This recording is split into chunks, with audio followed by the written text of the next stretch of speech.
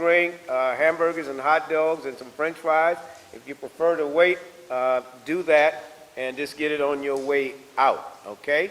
And so on that note, I believe we are ready. Everybody's up here, okay? So on that note, we open it up to the media. Any questions you have? This time it's a little easier. We only have 3. I think we had about 7 yesterday, so we have 4. And I think the young lady with the camera, I thought she said, I don't think I'm going to be able to make it. In fact, that was the email I got, but she's here. So recording history. So on that note, it's open to the media. And then after the media, or even in the middle, we will open it to anybody that's in the audience. So on that note, who's first? Servant Emmanuel, tell us about who you are and what your station and... Servant Emmanuel Grant from the BHBPnews.com. My question's for both Dr. Watson and Ms. Jane there. Being that you came from Virginia, you're here in Darien, Dr. Watson, how was it, and explain the backstory, how the two of you connected, because Jane said yesterday that she was doing the family history. She understood the soft part of the history until 2017 when she started to see the other side of her family history. They got a bit controversial for her. So how did the two of you come together? Okay. What? Okay, you want her to go first? You were looking at me. Oh, I'm sorry. You go. Both of them together. What's the backstory? That's interesting. All right, I'll make mine short and you finish it off then. Okay. I've been in the trenches doing this for a number of years. You talk about Ann Bailey wrote her book. Before Ann Bailey wrote her book, rewrote a book, and I thought we had a conflict. I said, Ann, I've been working on this book for 2 years before I knew you. And after found out how powerful she was, I moved my book off of the market to support so it can go further. I am thinking about bringing it back, and we'll hear more about that later. So I was already doing the work in the trenches. And anytime anybody comes to Darien or McIntosh County, they usually say, go talk to Crazy Lotson. I'm a geek with this historical stuff. 35 years ago, I was not a geek. I knew very little about my history in the past. So that's how we connect. I was just deep in the weeds with these things. As Eunice Moore is in the book, where Liverpool has it, is buried. We went with machetes with her pastor just to find his grave site, because we didn't know where it was. Talking about the blacks and whites coming together. Ms. Gladstone did my genealogy for me. I paid her, so she gave me my family line in writing. I've given that to Rufus already. He has that. So they come to me, and I do the best I can with what I can. So somebody said something to her, so I'm passing the baton to her to take it from there. And I had a very serendipitous moment. I mean, I knew that I wanted to connect with Butler Island descendants, and people in my family had asked, how can we do that? Is that possible? And I really didn't know how. I didn't even know where to begin. I didn't know names. I didn't know what names would, how families had evolved and how they were named at this point. So I was sort of at a loss, and honestly, I was listening to the radio. I was listening to NPR, and there was an interview with Morgan Jerkins, who was an author who wrote a book called Wandering in a Strange Land about her family's migration from slavery up through the Great Migration to New Jersey. And in the interview, I'm driving down the road and I hear her say, I stopped at Butler Island. And I went, oh. And she said, and I talked to Tiffany Young, who was a descendant of the enslaved there. And she was a local historian who gave me a tour. And I went, ding, ding, ding, there's a name. So I reached out. I DM'd Morgan Jerkins on Instagram is what I did. And nervous about that too, and it was amazing. You know how you can see the bubbles when people are writing back to you? Like, it was instantaneous. Morgan Jerkins got back to me so fast, and she said, here's Tiffany's information, and you got to talk to Griffin Lotson too. So that's really how it started. Bada boom. Yes. All right, I made a grave error, and I'm going to correct it now. Dr. Roger, if you don't mind, he's a descendant also, retired military. I need a chair.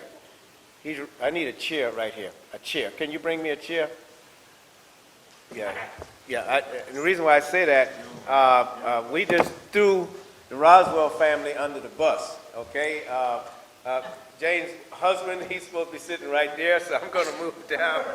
We threw him all the way under the bus, so slide down just a little bit. No, if If you don't mind, please, if you Please don't come. mind, Pastor, because he Bring had it some between great one and this one. knowledge talking on yesterday, so I need one chair right here. I just got the chair there. What did he do? All right. Well, the chairs are coming everywhere. You got it? Too many chairs? All right, next question from the media right here. Tell us who you are and who you're working with. Hey folks, I'm Patrick Longstreth. I'm just an independent filmmaker in Savannah, Georgia. I've been working with the Leaving Time Coalition the last 6 months to help them just document everything that they've been doing to try to preserve the history there. I was at the meeting yesterday and I asked about education, and I think I'd just like to ask that question again, basically, and find out how is this history being presented in school books? And then also, does anybody have any bigger visions for telling this story? Like, I think like Henry Louis Gates would be an amazing person to come to this area and find out more. Just wondering, does anybody have any ideas in terms of We have two telling people. the story? Ms. Eunice, but before she speaks, we're going to take it on a national, international level. Ms. Victoria, because she deals with not only this story, but the bigger web that's, I know, been being sowed and weaved. So let me say this about her. Okay, she has executive director position, but before that, she was already vetted by, I don't know which president. Was it Trump or was it, I know it wasn't this, the new president, Barack Obama. But anyway, she was on the commission. And then she came back with all of that experience to be the executive director. So tell us the big picture of what he's talking about, the educational side of. Oh, well, the educational component is something that's very near and dear to my heart as a former educator within our public schools. And we actually have in the past and will continue to make education one of our major priorities within the Gullah Geechee corridor, working with school districts, working with officials to be able to bring curriculum in. Charleston County is doing a very good example of that, provides a very good example of incorporating that.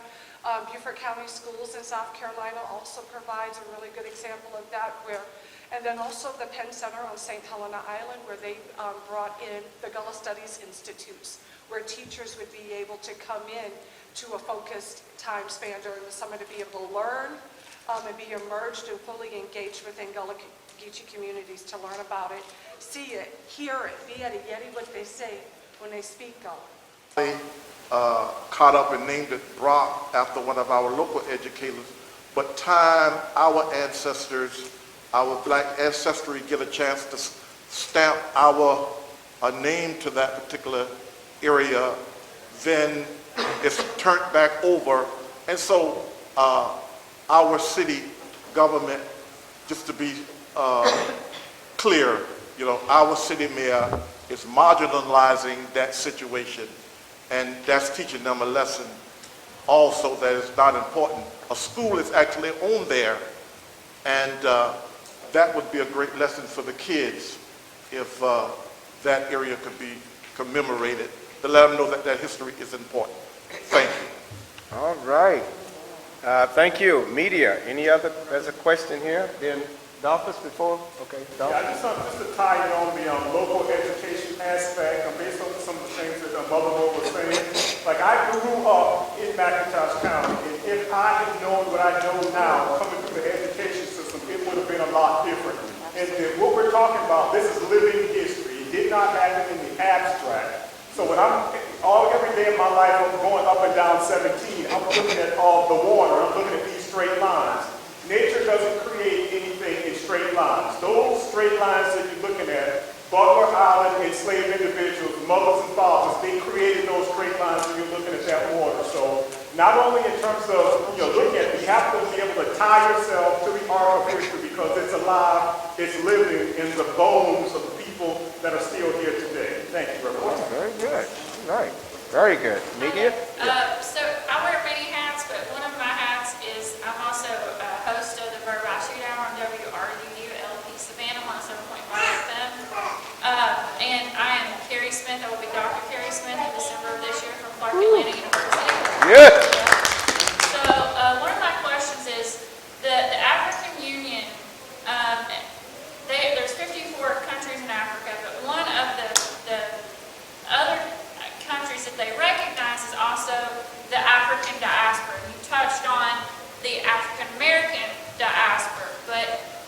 create more identity within that African American diaspora, what are projects like this going to help to attain that goal, to give it more identity to the African American diaspora? Would you like me to Yes. comment? And So- anybody. Yeah, so I really feel that this is a great example of what can be taken into other communities, because we have all these plantations, all these slave labor camps, all these breeding plantations. So this is an amazing way to take this as a documentary, as reading material, as curriculum, to take this throughout the Gullah Geechee corridor. And then start there, start to educate and empower our youth, and then also be able to just share that across the nation and also throughout the diaspora. But this is where it starts, in my opinion. There are some other stories that I've heard of reconciliation. I've seen some families come together. We've seen them in the media a few times. This is major, but we need this. We need this to be able to share that it is all possible. So this is the beginning. This is important, in my opinion. Of course, anyone else? Right here, the United Nations representative has already been in Darien. I communicated with them this week. They were hopeful to be here. That's why I looked through the audience. And the national director, fortunately for us, they live close, but they travel around the United States of America. And we are fortunate. The oldest, speaking of the diaspora, the oldest 1619. As soon as I can leave here, I'm meeting with the 1619 in November. Most of us didn't even know 1526. First, we speak of the 1619, which is very famous. We got to go back. Jim knows a little bit about this. Right here, Miss Kathleen knows it. 1526, Sapelo Bay. Once we work out the kinks within the diaspora, the United Nations segment of the historical markers, and you have to put the words in it that they tell you to put in. It's not like you do what you want to do. We're going to have one of those markers which connects to the Federal Commissioner's website and all of the other sites that we have, and on your website. It's going to be here in Darien, Georgia, that trip, going back and forward there. So just so you know, very good question. This is already in the mix. The only reason why the marker had not been put up yet, the pandemic came and slowed up a lot of those things. So hopefully, before this year is over with, the United Nations individuals will be here. So we have to tie it in. I think that's what she was trying to tell us. I talked along that, but I just want to answer your question now. Any other media, and then open to the public? Any questions? And then we're going to get some ice cream. I forgot to mention a part of the Weeping Time. Yes! Well, I knew that, but she is a part of it. Weeping Time in Savannah, Georgia. So any other media questions? I know we have the New York camera here. I don't know whether you have a question or not. Or anybody in the audience? There's a hand. Tell us who you are. My name is Dolores Black. I'm a direct descendant from the Butler plantation by way of my dear cousin. Oh, can you come up if you mind? We're documenting this for historical purposes. You can stand there if you need your 6 feet. That's fine. Good evening, everybody in the panel, in the audience. By way of my dear cousin, Miss Eunice Moore, we go around the local area and we preserve African American history. We there to make sure that it's correct. And to make a long story short, I'm not going to go into all the different layers, but this particular one is very important because it's Weeping Times. Weeping Times, my family is a direct descendant, which I wasn't aware of until I started doing the research from the archivist in Atlanta, Georgia. And they brought my 5th grandfather that was from Darien in 1834. So I was real concerned about Mrs. Roswell information. I didn't hear a particular date, but I'm sure they crossed paths. If we're talking about pre-Civil War history. And I just want to acknowledge my ancestors away from Africa, because that's where we have to start first. And I have to acknowledge the colonial history in both aspects, from the Spanish perspective and from the British perspective, because that's a lot about I heard somebody speak on a gap. And that gap is very important because my passion is the graveyards where a lot of our I vote, all right? New York, if you don't mind, you will close us out. I'm Johnnie Stevens. I'm with People Video Network. First of all, the meeting yesterday and today was a lot of work that was gathered and history that we could follow out. I spoke to the president of the Center for Constitutional Rights last night, and they're very interested in knowing how could they follow a project like this, like Butler Island, like Even Time. They're very interested in how they could actually deal with it and help. I have a question about the Butler Island cemetery, the Butler Cemetery. Because my family, Rose and Mary, who were slaves in 1734, was buried in that cemetery. I'm from Rice Park, and I did a lot of work around the LeCount plantation and so forth. And I am a descendant through Reverend Lawson of the Butler plantation. So we're just trying to get this work out, but I want to know how that came to be known. The old slave cemetery came to be known as Butler Island. Or Butler Island, cemetery became the old slave cemetery. So, That'll be Miss Wink and Miss Eunice. I'll let them handle that.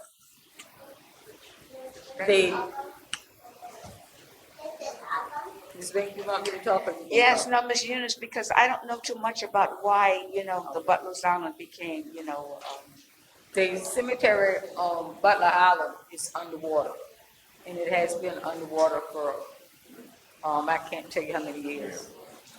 After it got too full, the Butler Cemetery on 99, a little past there, they're in direct city limits, was purchased. The property was purchased by Butler, here's Butler, for the slaves to be buried in. And quite a bit of that cemetery has been taken, and people have homes in there. And there's a story that St. John Baptist Church owns the cemetery. St. John Baptist Church does not own the cemetery. John Pack came to the county, built a lot of homes, and built the homes in the cemetery. And Lily Munchin and Isaac Harris went to him and consulted him about so many homes being built in there. And he decided, well, I'll deed y'all the rest of the property. Because the property is really, the cemetery is quite large. There's a ditch that goes around that cemetery and comes from 99 across Pine Street. It's unbelievably large. But we have many homes that are in the cemetery. And the reason the cemetery, the Butler Cemetery is in Darien, because the one on Butler Island got overcrowded. Okay, wow, that's And real. we still need help. Somehow the city needs to do their research to see that St. John Baptist Church does not own that cemetery. Because I had to help somebody out this morning about a cemetery situation. And the same way I was helping them, I need to start helping us do something for our cemetery, so it would be Butler Cemetery and not St. John Baptist Church. Because if John Patrick gave them a deed somewhere, it should signify how he gave them that deed. Okay, wow. Well, we can help with that. Liverpool Hazard is buried in that cemetery, the most celebrated. He's the last slave of the Butler plantation. And they said he was the one that drove Pierce Butler to the ridge to the doctor where Pierce Butler had died. So, Ms. Eunice, thank you for that wealth of information concerning that. And I heard the Geechee came out of you at the Gullah. She said she just talked with somebody this morning. Yeah, I'm Geechee, so I heard Smoning. It's It's not mourning, it's just moaning. Let me say this, how he got that cup, because there was a storm, and one of the overseers, because Mars was Liverpool, whichever name you choose to use. There's a famous cup that was He given, was, he Butler's was cup. over a group, and the other ones was over a group. And the group that did not stay, all of those people, over 100 people drowned. And the group that he had, he told them, we're not going. They went in the tunnel, which was like a basement, and that's how they were saved.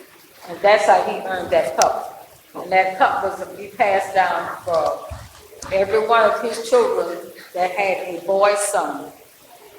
That's how the cup was going. And the last child that he had didn't have any boy children.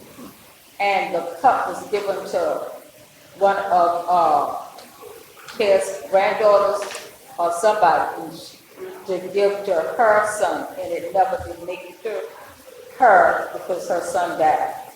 Okay, wow, rich history.